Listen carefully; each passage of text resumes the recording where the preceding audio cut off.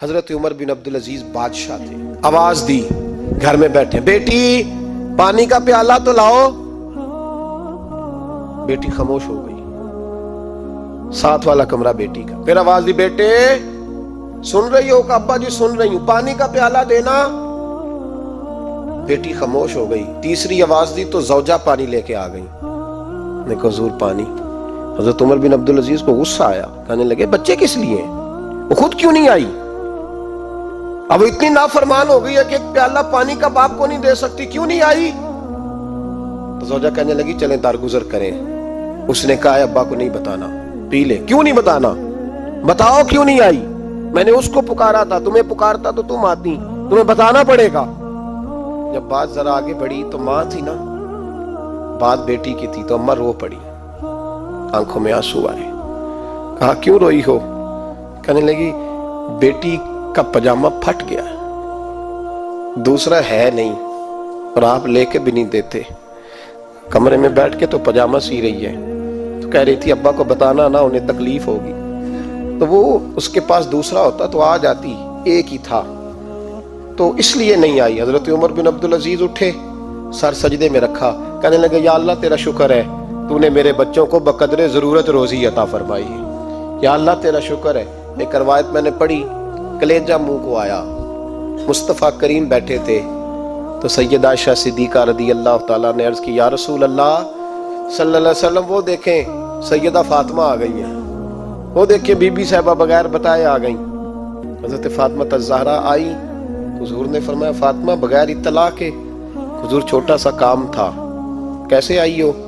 تو be be صاحبہ نے نا, عورتوں کا پلو ہوتا ہے نا چادر کا, پلو کھولا تو ایک روٹی بندھی ہوئی تھی, ایک روٹی چادر میں. یہاں لوگ زیور باندھتے ہیں, دولت باندھتے ہیں, ایک روٹی حضرت فاطمہ نے پلو میں باندھی, کھول کے پیش کی. کہ بیٹے یہ کیا ہے؟ کہ ابا جی کئی دنوں سے گھر میں روٹی نہیں پکی تھی, آج علی کچھ جون لائے تھے, پیسے ہیں, چند روٹیاں بنی ہیں, تو بچوں نے تو کھا لیا, تو میرے سامنے بھی ایک روٹی آئی تھی, میں نے لقمہ توڑا ہے تو مجھے خیال آیا پتہ نہیں مصطفیٰ نے کھایا ہے کہ نہیں کھایا, پتہ نہیں حضور نے روٹی کھائی ہے کہ نہیں. تو حضور میں لے کے حاضر ہو گئی ہوں, مہربانی فرمائیں. تو فرمایا بیٹے بیٹھ جا. حضرت فاطمہ بھی بیٹھ گئی. سیدہ عائشہ کہتی ہیں حضور بھی بیٹھ گئے.